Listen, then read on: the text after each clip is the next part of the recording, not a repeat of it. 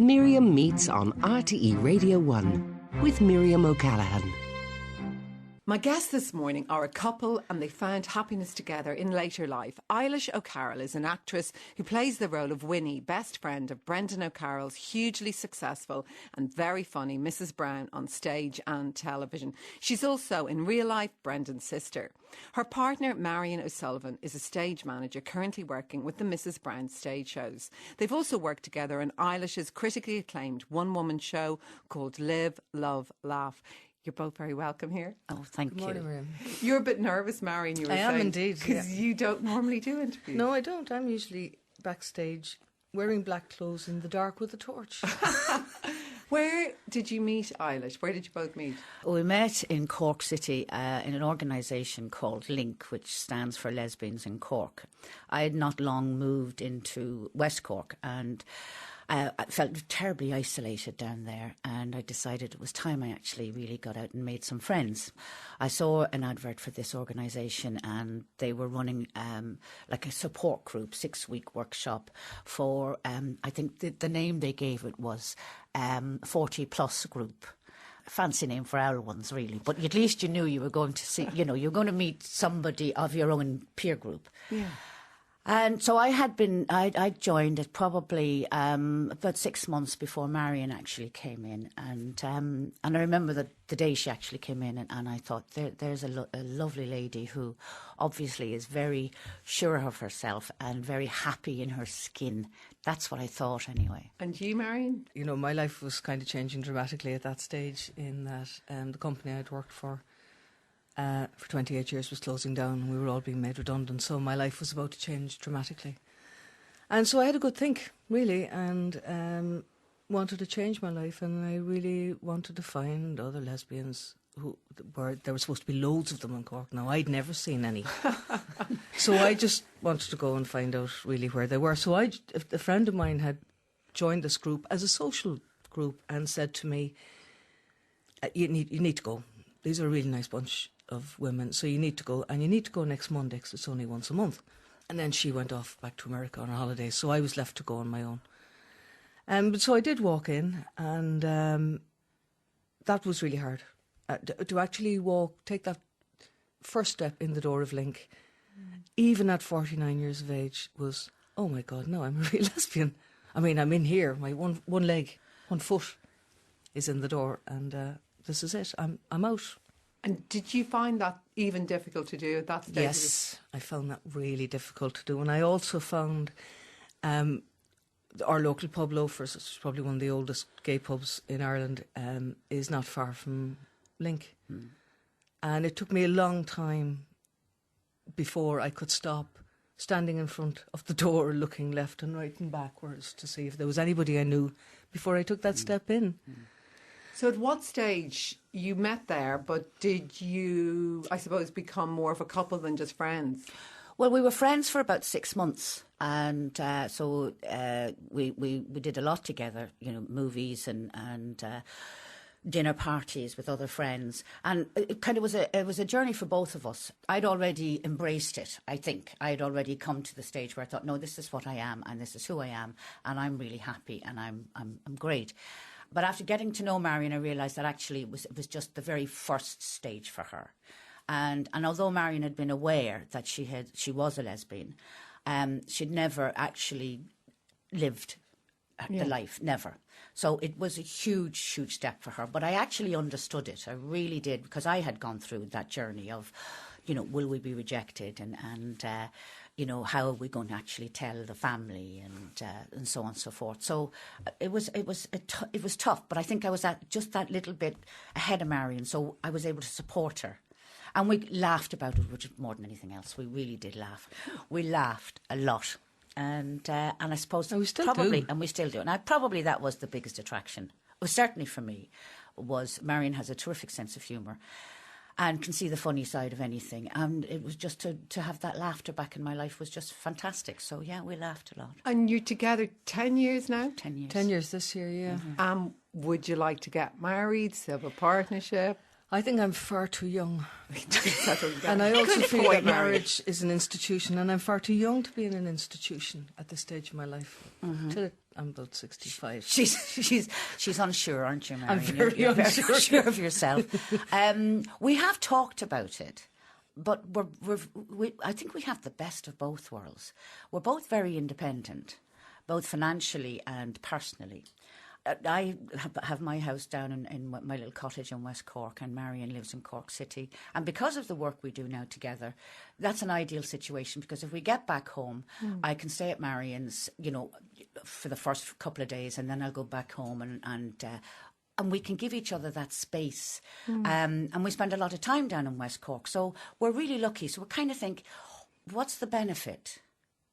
And the fear that if we changed it, would it change us? And we do feel a bit young to make that decision. It's very polite to wait to be asked. Yeah, we might get that done within the hour. No, Absolutely not, because I can see that door on my right shoulder. But you will go into this much later on, but Eilish, you were married before. I was, yes. So, to a man. Yes. So, how is it different maybe now, just sharing your life with Marion? I feel much more comfortable in me in sharing my life with a woman. It's different from the point of view of there are no designated roles. And I know they're preconceived, aren't they? And they're conditioned, that expectation you have when you get married and you do this and he does that. But that doesn't happen in our relationship, because it's not, the bins need to go out, end of story, right? Who does it? Who does it doesn't matter, as long as the bins go out. So we have fallen into routines. I do like to clean. I like to keep Lucky house. you, Marion. Yeah, and Marion loves to cook and shop. Great. Right, I'm a great ironer. Oh my God, the queen of the ironing board. Queen of the ironing board. But don't ask me to do anything that requires gardening, because it's dirty. You get dirty. See, you get your hands love dirty, gardening. and Eilish loves it. Well, you're a perfect couple then. So we're perfect in that respect, Yeah. right? That we just have fallen into those roles. We never kind of said, oh, well, I'm the gardener because I'm the man.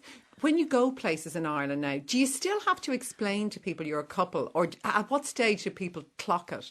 Some people are pretty astute, but like, for instance, hotels. You'll book a hotel. Oh, yeah.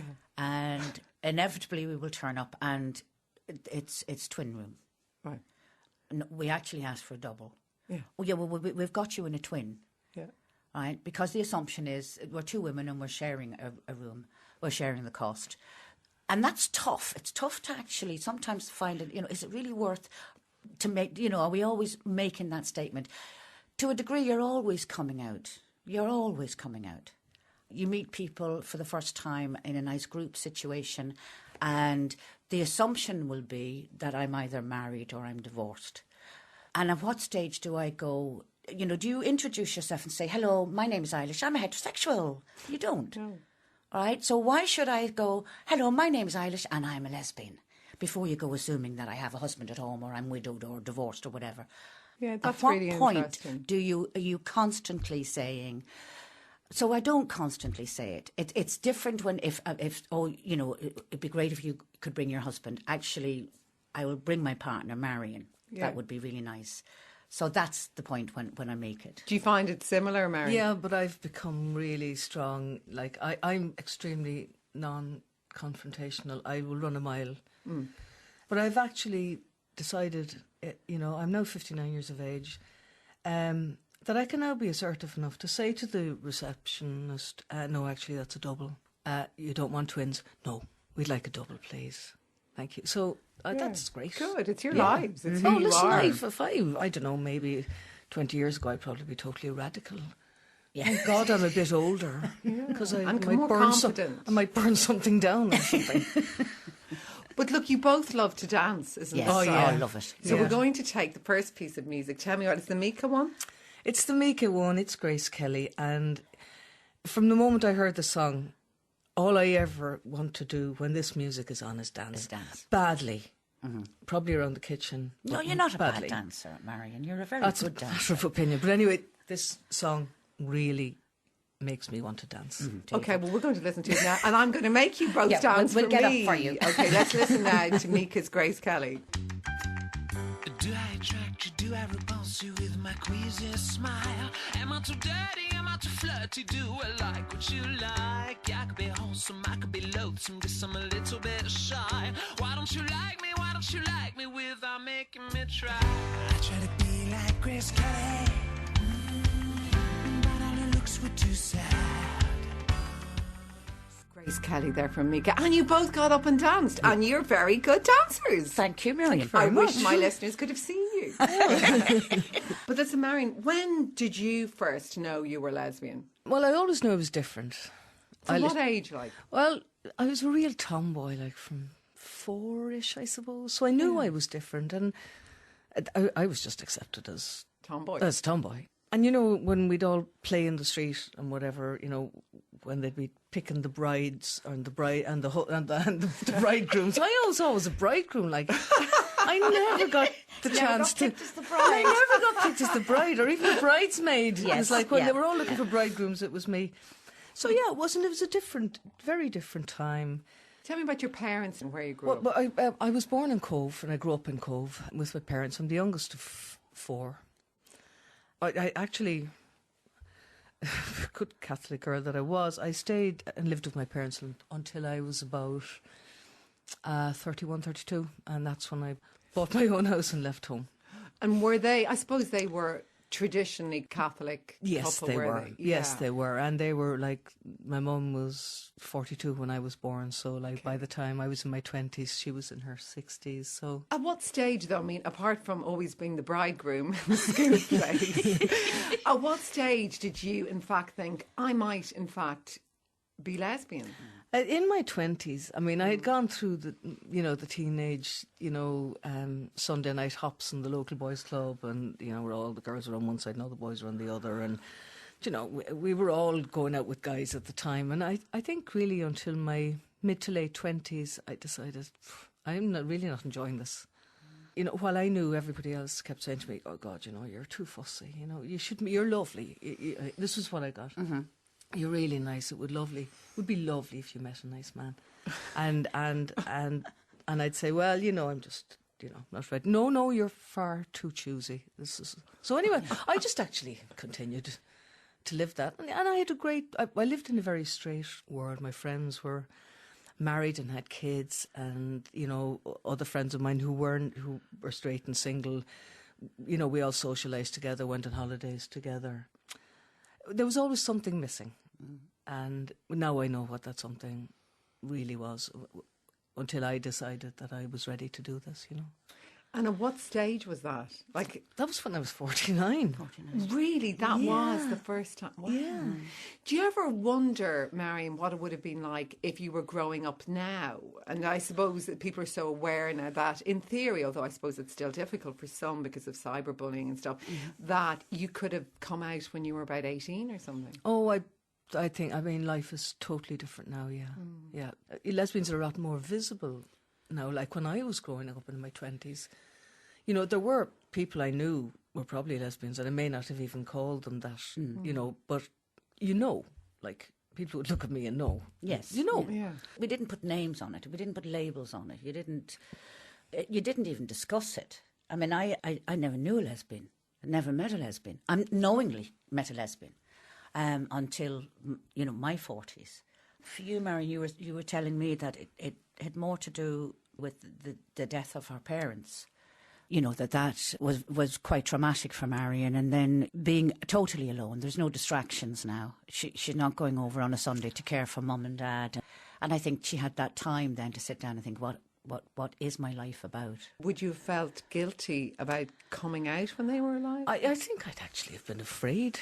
That seems, being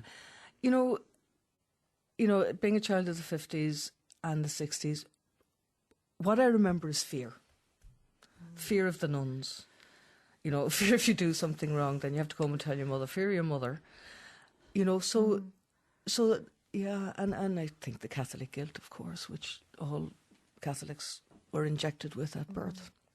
So it probably was, as I said, very liberating when, obviously, tragically, that your parents died, but that it released you in a way to be gay. Hugely. Yeah. Yeah.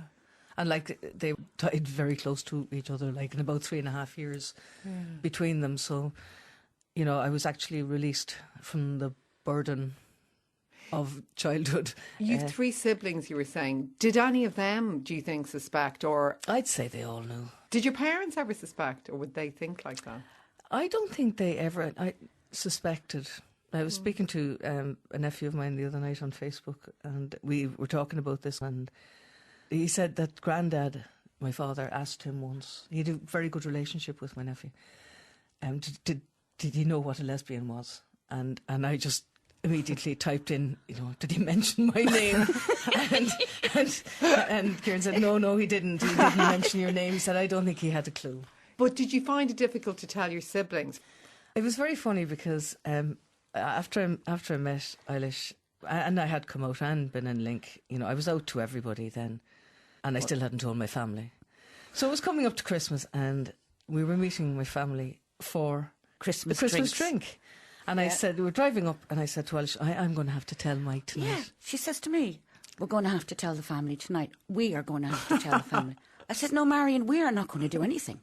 So I said, that's your journey. I'm not sitting there while you go, by the way, I want you to know that I'm a lesbian, and this is my lesbian partner. Yeah. So anyway, I decided, no, I was going with it because this was like a burden, and I'd set it up. I'd spoken to people about the best way to come out. And apparently the best way to come out to your family is to, if you have a partner, you come in and you say, Mary, this is Eilish. Eilish isn't my friend. She's my partner.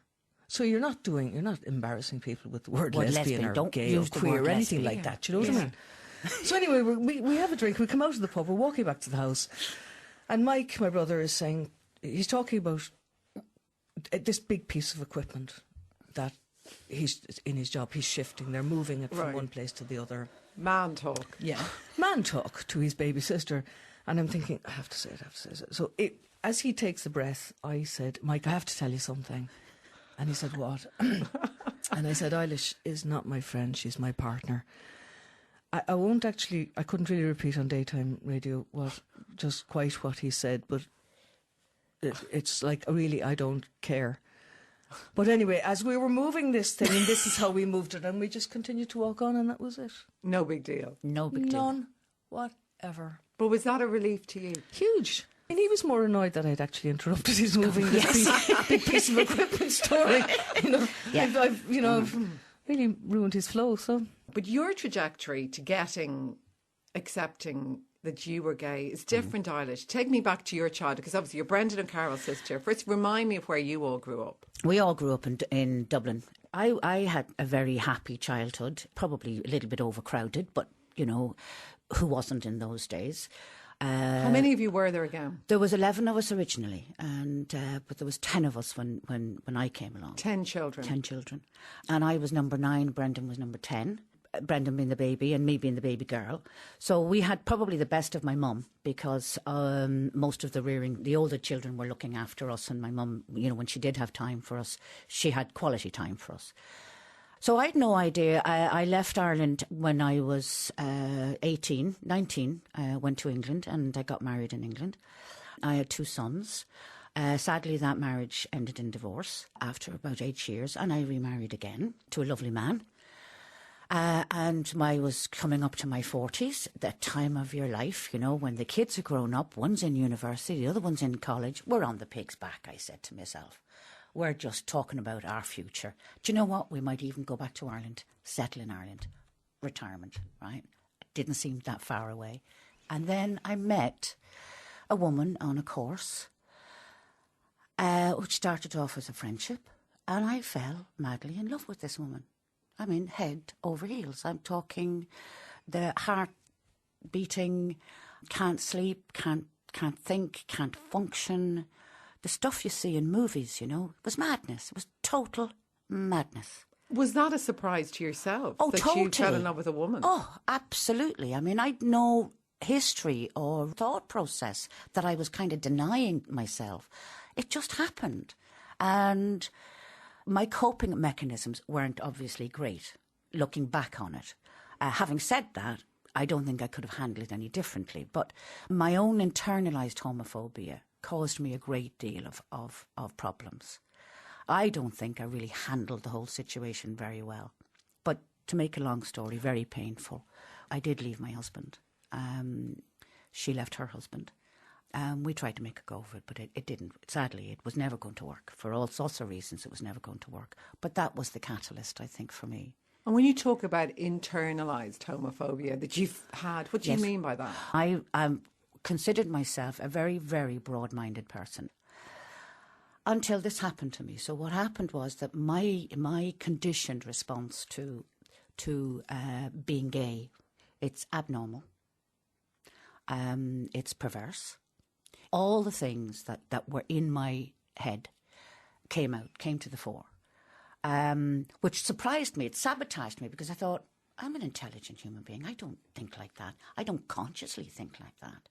But here I'm now dealing with the reality of it. I'm dealing with this huge. It was huge for me. It was enormous. I couldn't tell anybody. I couldn't talk to my friends. I couldn't disclose it. So I battled with it for a couple of years. Did you feel guilt? Huge amount of guilt. I mean, what was this going to do to my family? Yeah, you've two sons. I have two sons. Yeah. Two grown-up sons. What is it going to do to my family? What does it mean? And I think at the time I thought it meant that I have to lose everything. I have to lose it all, which is what happened. Thankfully, as time went on, my sons actually had no issue with it whatsoever. My husband was extremely supportive. In fact, saved my life on so many different occasions. That's so kind of him. Oh, actually. Absolutely. He was a very aware man, and he loved you, obviously, very much, and I loved him very much. And I suppose that probably was the tragedy. And when eventually our friends knew, it was, how can you sit there and say you love him very much, or he loves you very much, and this is happening? And I said, maybe because we really do love each other that much. I mean, we've always been totally honest with each other. We're great talkers, great conversationalists. We shared an awful lot of stuff. And it's probably why your two sons now aren't they very balanced and happy and Absolutely. get on great with Marion? Terrific, absolutely. They feel blessed. They have two mammies now and a daddy, so they're doing really well out of it. And my grandsons have two nannies, well, more than two, but two nannies, as they say, live in Ireland. And how was Mrs. Brown, a.k.a. your brother Brendan, about all of this? He had no issue with it whatsoever, other than, are you happy? And if you're happy, we're happy. No problem.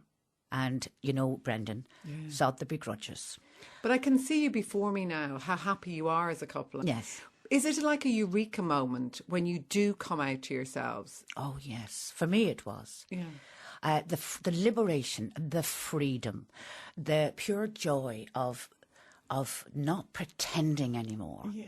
Not having to watch what you're going to say. It's I can't describe it to people. The burden of pretense is gone. And you the same? My first gay Pride March was in Cork City, in my own hometown.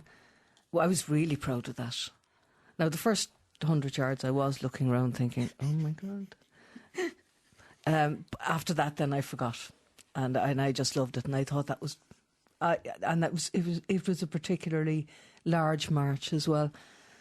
Yeah. So I felt very proud to march in that in my hometown. Did you ever think, Eilish, when you met this other woman and you in the end left your husband and your sons, was there a moment where you thought, no, I better stay in my marriage for the sake of my sons and my husband? And if you had done that, what do you think that would have done to you? $6 million question, very hard to answer. Yes, there was a moment when I thought, moment for both of us, myself and my husband, where we thought, should we make this work? Or should we stay together for the children? But as he said, it would be a huge disservice to the children and a huge disservice to us to do that. What we can do for the children is we can be very adult about this breakup. We can support each other and love each other within this. And they can see by example that sometimes things don't work out. But it doesn't mean that we're going to hate each other or there's going to be a battle or anybody's really going to suffer because of it. So I don't know what would have happened if I had said, oh, OK, I'll stay. I have no idea. It's hard, isn't it? You know, I would never have said, for instance, when I was coming up to my 40th birthday that I was going to meet a woman and fall in love with her. That was never, ever going to happen. It's those Shirley Valentine extramural courses. Yes, Bad idea. Absolutely. They have a lot to answer for. I mean, they say the change of life. yourself. Yeah, you see, I think the change of life, it has more to it than we give it credit for. Yeah. It can literally mean a change in life, and in my case, it did. It is a very dangerous age for a woman. I will agree. It is a very dangerous age for a woman. But listen, what a great man your ex-husband is. Absolutely. I have to say, I'm really impressed. I have never met him. Very, very sound guy, and thankfully, I was with someone like that who some people might say made it easy for me. It wasn't easy. It wasn't easy for him and it wasn't easy for me. But we were there for each other. We still are there for each other. We still co-parent even though they're well and truly settled. But we still keep in touch and talk about, you know, how they're doing and how his life is, how my life is. He's met Marion. Has he met someone else? He has recently. Great. In the last year, he has met somebody else. Happy ending. He seems very happy. Well, look, we're going to take the next piece of music, which I think you love, the Imelda May, Kentish Yes, Town I Walls. love Why that. do you love this? I love it because I love Imelda May. I love her voice. I think she's just amazing.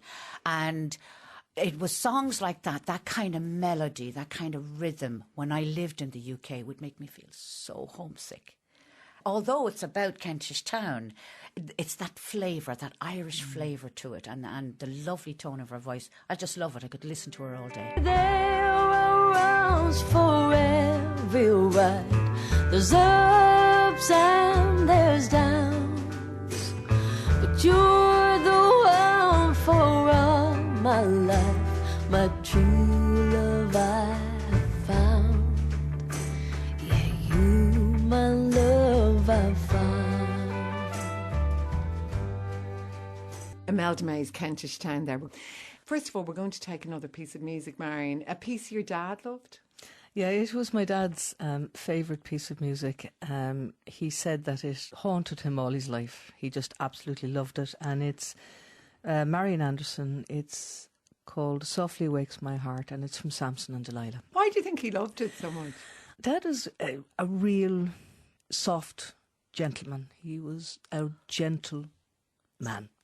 He loved nature. He loved animals. He loved birds, and that was the spirit of him. He's a gentle man, and I can really see how this piece of music affected him. Were you close to him? In the end, yes. He survived 3.5 years after my mum died. At that stage, he was in his 80s and blind. Touch was very important when you're blind, and he loved music and he loved audio books and stuff. So we became really close in that 3.5 years. So when he actually died, I really felt not only had I lost a dad, but I'd actually lost a really good buddy.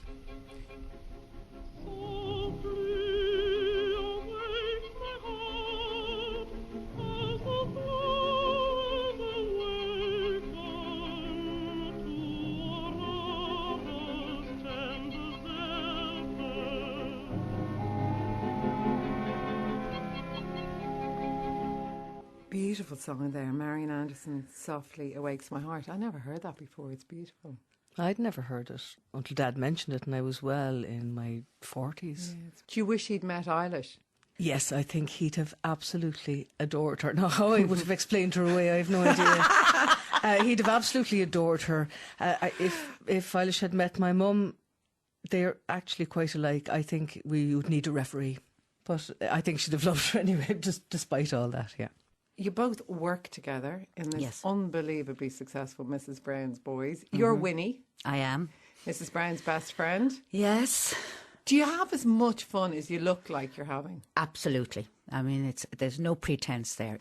And it is terrific fun. I mean, I do have to pinch myself, Miriam, at times because the laughter, sometimes the tears are just running down our faces. you never know what Brendan is going to do. He has such a gift, and he's best when he's allowed be creative on the move, and he's not been controlled.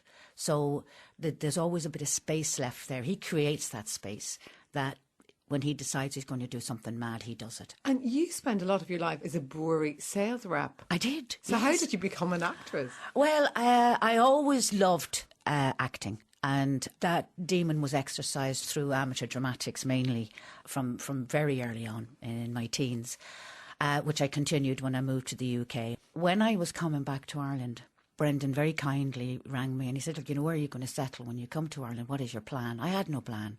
I was running away. I had actually no plan. So I said, well, I'm not sure where I want to settle. I'm not sure what I'm doing, to be honest with you, Brendan. So he said, look, I've got a play on the road at the moment. And he said, why don't you come on and do a bit of wardrobe, bit of this, bit of that, And he said, we'll be in Wexford, we'll be in Galway, And he said, you can have a look at all those places when you're there. And sure, if you like Galway, you can live in Galway. So that's exactly what I did. And he's a very good brother then, isn't he? Yeah. I mean, he really is. He's a very good man. His heart is bigger than this room. He really is a very caring, generous man. And he'll know if you're going through a tough time. So, and doesn't make a big deal of it. Just gently put things into place so that if you want to take that opportunity, you can. So anyway, I ran away with the circus, and it was a great place to hide. Because people are busy by its very nature. It's people are busy with their performances and was I good, or there isn't the time to sit down. So when did you become Winnie? Well, that was in 1999. We opened in Cork and we were doing Mrs. Brown, The Last Wedding, the very first play, and one of the cast members needed to take some time out to do an RTE production, and Brendan asked me if I'd stand in and do Winnie. And I thought, well, will I get a rehearsal? He said, no, you've been watching it often enough. He said, so you're on tomorrow night. And I did. And I've never stopped. No, it's a hoot, though. Right. And you're the stage manager on the Mrs. Brown's tour going around. What does a stage manager do? I know, but for people listening, what do you do? On the day we load in, I'm there with my crew, and the set is unpacked, taken off the lorry, put up, painted. When all that is done, I dress it and get the set ready for the lads coming in for the sound check, and then I look after all their props. I also do all the calls, which in a theatre is very easy because you just go to the tannoy and you say, come on guys, it's 30 minutes. In an arena it means walking 150 yards to the door and then 150 yards down the corridor to knock on each dressing room to say, come on guys. And I do that 4 times before the show starts. For almost 30 years, you worked in an accountancy firm. You're fascinating, the pair of you. It's like you're an ad for changing your lives. Reinventing yourself, yeah, absolutely. Well, Eilish has reinvented herself more times than I have. But I worked in a Japanese chemical company in the finance department for 28 years, and I loved my job. So it was huge when they were going to pull out after nearly 30 years in the country. And Brendan offered me a job for 6 weeks to do merchandising, front of house before the show. And I actually loved that. I actually love meeting people. Very successful at it. And I was quite successful at the old selling, which I didn't think I was. I actually just loved chatting to people, and if they bought, that was a bonus. So when the stage manager's job came up, then Brendan asked me if I'd like it. And Brendan is the kind of guy who'll give you a chance. Nowhere else would I have that chance. And I love the job, and I think I do it pretty well. Do you like working together? Yes. Fortunately, we had 2 very different roles. So it doesn't kind of overlap. We're not competing with each other, and I think that's important. It is nice to have your partner on the road. We are away for such a long periods of time. I think it would be very difficult to sustain a healthy relationship if, you're gone 3 months and back for 2 weeks and gone for another 2 months and that kind of thing. And especially at our age, we're fortunate we don't have any, small children or dependents or parents, elderly parents to look after. So we can really please ourselves. So, yeah, it's working out. We're a bit scared about it at first, weren't we, Marion? Well, I was terrified. Because of working together. Yeah, because I said to her, I felt, I said, you kind of know me, and you don't know my working environment. And I at the time thought, I'm a very different person when I'm working. I'm a very, very different person, and you may not like it. Well, what do you like? I'm very focused. Is she a pain? And She's not. Surprisingly enough, actually, I thought you'd be worse. I think I was more concerned about. I didn't want to be responsible for Marion. Does that make sense? Yes. And I knew she was getting this, and I thought, now if it doesn't work out for you, that's okay. But what I really wanted to say was, if it doesn't work out for you, I'm not going to do anything about that. You've got to take this opportunity if you want it and make it yours. And the same way as if I come to the end of the line with it, because for whatever reason, that doesn't mean you have to make decisions. We're not going to be attached at the hip. Although we're working for the same company, let's keep our separate individuality. And we've managed to maintain that. So it's great she loved it and did work. And I'm out. also no threat to Eilish because I can't act. Yeah. But so I'm never going to take over a Winnie role. Oh, I wouldn't be too sure of that, Mary. No, I'm telling you now. And of course, you've also got your one-woman show. And I also did my one-woman show. Yes, which is Live, Love, Laugh. What's that about? Well, it's a woman's story. It happens to be mine. It's a woman's journey through her life from the time she was born, really, growing up in Dublin in the early 50s, and the kind of influences that society had on her and how it shaped her choices in life. And it takes you right through to the present day. You chose a piece from it that you want her to read, Marion. Which one is it? I did. To me, it's one of the funniest, lightest pieces, really, in Eilish's play. It's the story of the confession, which all of us at our age as Catholics remember that 7 years of age, that dreadful fear. Okay, so off you go, Eilish. Thank you. Every little girl remembers her first communion. All dressed up like little brides, God's little angels. Despite me gunner eye and me clinical glasses and the patch over me right eye, I was going to look like a little angel. I remember me mother got me up really early. I had her all to myself, which was a rare thing altogether, because all the others were asleep up in their beds. She stood me on the kitchen table to get me dressed. And everything she put on me was brand new. She was just putting the finishing touches to me veil, and she stood back and she said, darling, God didn't make you very beautiful, but he made you ever so lovable. I stopped liking God that very minute. Jesus, he could have made me beautiful. But before your first communion comes your first confession. Isn't it gas? 7 years of age and full of sin. My teacher used to beat into us, and I mean that literally, the 10 Commandments. She'd scream at us, God is everywhere. He knows what you're thinking, and he knows when you're lying. She'd make us stick our tongues out and check for black marks.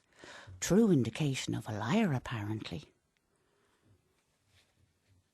In preparation for our confession, she made us sit down and write down our sins and count how many times we had committed that sin.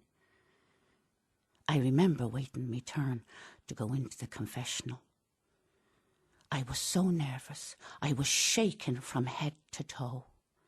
So bad, in fact, that my gunner eye disappeared altogether, and I had this awful sensation that I was going to wet myself.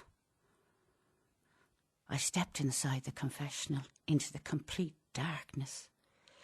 It took a minute for my eye to adjust to the light, and I could just about make out the crucifix above my head on the wall as I knelt down before the wire mesh. Oh, Jesus, it moved. Oh, he's watching me. The only sound I could hear was my own heart beating and the sound of piss hitting the wooden floor. Suddenly the door behind the wire mesh opened. Bless you, my child, you may begin. Oh, bless me, Father, for I have sinned. This is my first confession. I told lies 10 times. I said feck 20 times, and twice I said that awful word. I disobeyed me mother 15 times and obeyed that head of me baby brother nearly every day. And I've just pissed on your floor, Father. Oh, for these and all my other sins, I am truly sorry. I can see why you chose that, Marion. All the Carols, are you all talented? Oh, absolutely. We're like the Von Trapp family. It's been hugely successful, your has, one-woman yeah. show. Do you enjoy doing it? I love doing it. It's very nerve-wracking because it's very different to what I've been doing, and you're kind of standing on your own as well. And it's about an hour and 10 minutes, so that doesn't have an interval. But once I get into the flow and once I get into the story, I actually love it. I become each stage again, and it's a great opportunity to live those times in your life again. And you're the stage manager on that as well, Marion, aren't you? Oh yeah, but it's dead. That one is so easy. But does it mean more to you in a way because it is Eilish and her personal narrative? It does. Like when I met Eilish first, Eilish was always writing, and the more I knew her, the more I knew that there was a one woman show in here. Do you I knew encourage it. her? I did encourage yeah, her, yes. very much, because I knew it was there. So it was lovely to work on that. That was something that was Eilish's, and that we could both work on together. It took me years to actually share, to show anybody. Marion was probably the first person I ever said, well, okay, have a look at that. And terribly nervous, because I was terrified I was going to come back with red marks all over it. Could do better, you know what I mean? And when you read it? I was blown away by it. I love Eilish's style of writing. I love her command of the English language. You know, I think she's got a real talent, and yeah, I'm really proud. You know, I left school at 14, and you know, when Marion's saying, you know, I've got a great command of the English language, I don't think I have. It's the belief system, isn't it? And that's very much in the play. But this story is about how a woman changes that, how she has reinvented herself. Which you both have. Which we Absolutely, both have. yeah. And we're not finished yet. And certainly not finished yet. Are you going to take this play around the country this year? I've been asked to do the Edinburgh Festival for a promoter's asked me, fantastic. which is absolutely fantastic. Yeah.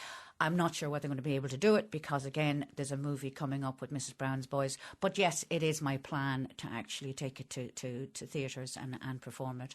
Well, as the masters or mistresses of reinvention, what's going to happen in 2013 as we come to a close today? More of the same, I think. More of the same, More I of the think, same. yeah. Listen, if it's not broken, don't fix it. You know, we're having a great life. We never take that for granted, Miriam. We both always say to each other on a regular basis, how lucky are we? Well, look, I'm delighted you're both so happy because you deserve happiness. And I'm delighted you found each other.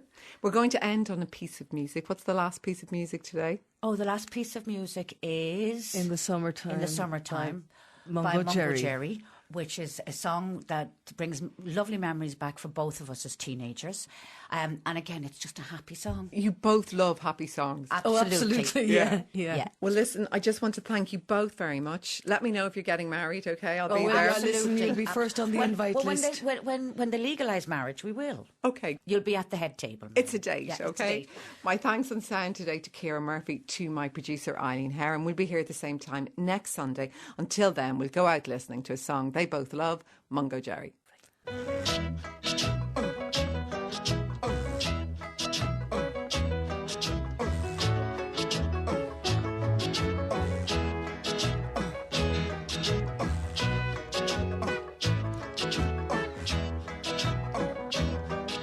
the summertime, when the weather is high, you can stretch right up and touch the sky. When the weather's fine, you got women on your mind.